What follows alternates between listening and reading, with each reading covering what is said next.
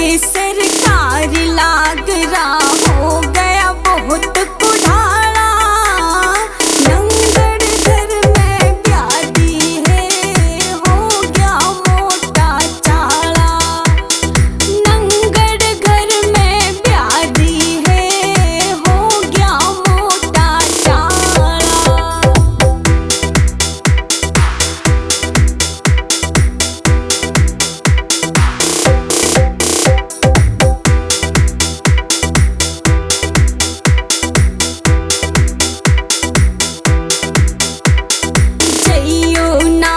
बिचौले का घर का कीमत जिसने मारी। सबका है काठा भोग में भूखड़ घर में आरी।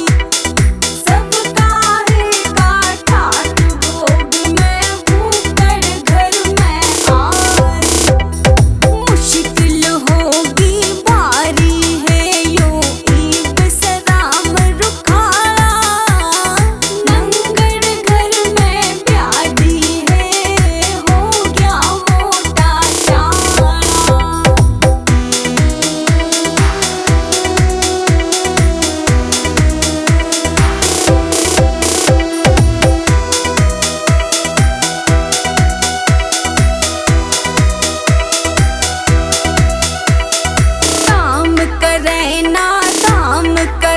घर में पड़ रहे सठाली। हार श्रृंगार छूट गया सारा चेहरे की झड़गी लाली। हार श्रृंगार छूट गया सारा चेहरे की झड़गी लाली। सास मेरी घनी कलिहारी हरदम रखे सैतारा।